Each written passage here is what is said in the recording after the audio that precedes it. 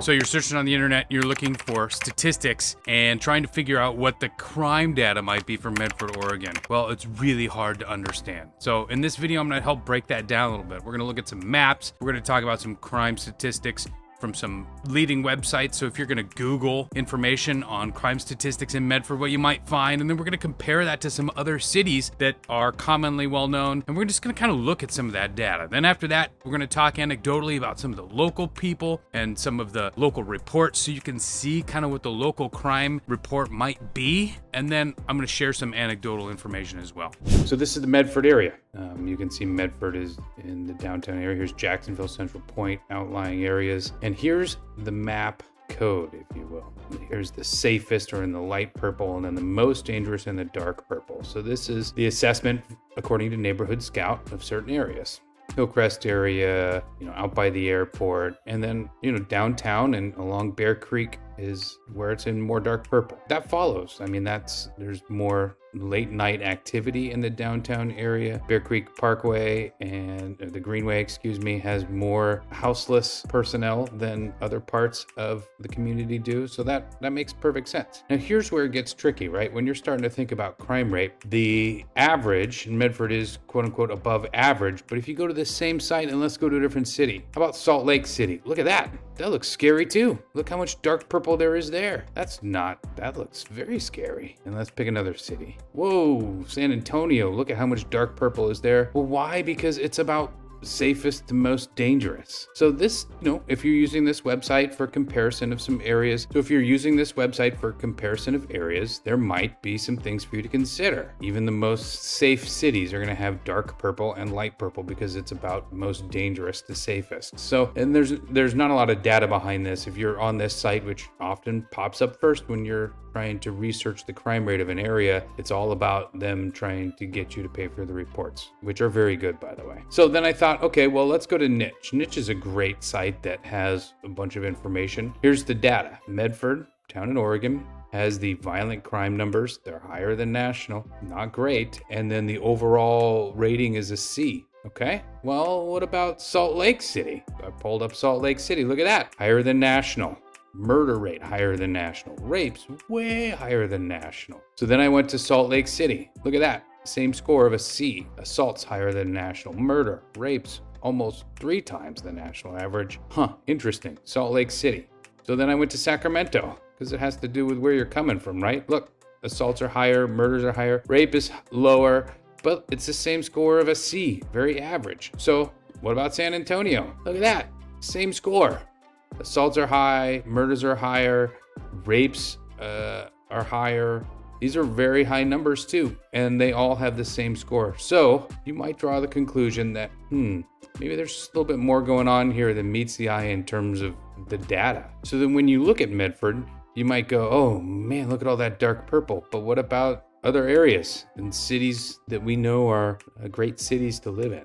So just something to compare as you're looking at some of these popular websites giving ratings on crime. San Antonio, Sacramento, Salt Lake City, Medford, all the same score. And I just picked 3 random cities. You should do your own experiments. So as you can see, we'll look at different cities from around the country and we'll see similar data. One thing you're gonna have to do is make up your own decision in terms of what these cities and what these websites are presenting, and then look for where they're rating things to be really high. Also, it's important to consider where you're coming from. If you're coming from an area where crime is really bad and it's happening in your backyard and in your neighborhood, these numbers are gonna look way lower and way better than some other area. So it's really gonna be all about you, your own comfort level, and something that you really think about for yourself. Make your own decision. So let's look at some local sources. We're going to look at the local newspaper, which is called the Medford Mail Tribune, which details emergency services. And then we're going to look at the Medford Police Annual Report. So here are February 3rd, just a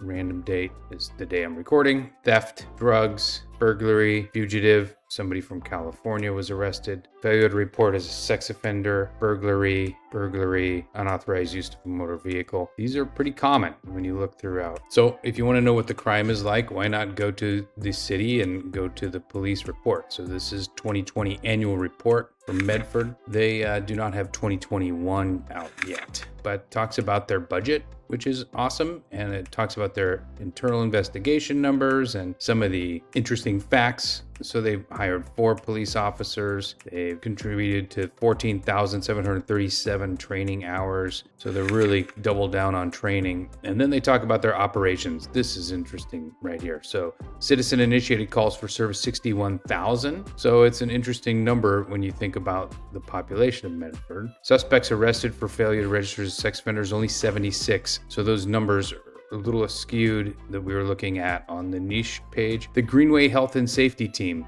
This is really all about the houseless and the homeless population that people that are in the Greenway area. They're also really trying to clean up and remove trash. So 490 cubic yards, that's significant. It's a lot of dumpsters. Here's the code enforcement. 652 were tall grass complaints investigated during fire season. Nuisance abatement expense occurred during the city of Medford. So this is what they spent on nuisance, trying to keep nuisance to a minimum. Marijuana odor complaints, outdoor marijuana grow complaints. These are calls to get logged in some of that crime information.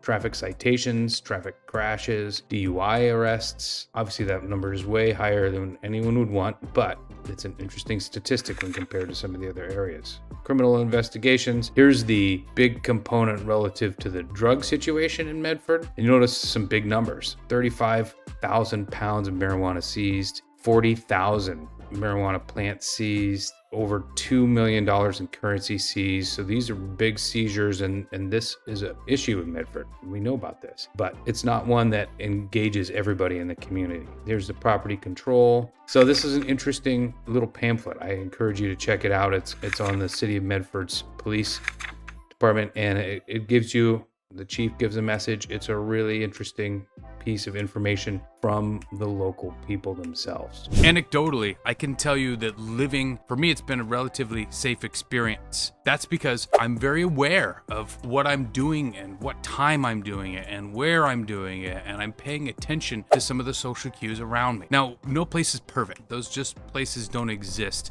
in the United States. Does Medford have crime? Yeah, it does. Medford definitely has experiences burglary and theft, and there are assaults and just some terrible things. Do I wish that never happened here? Absolutely, I do. You'll find that outside of the city, the crime rate's going to be lower. People are a little bit more spread apart, and it's a little bit maybe quote unquote safer, less dangerous, according to some of these websites. Anecdotally, I can tell you that my clients have never had issues in Medford, Oregon. And it really is about you making your own educated decision and understanding where you're at, what you're doing, who you're doing it with, and just making wise choices. As one of my mentors used to say, nothing good happens between midnight and 5 a.m. And that's true, except for if you're getting up early to go fishing.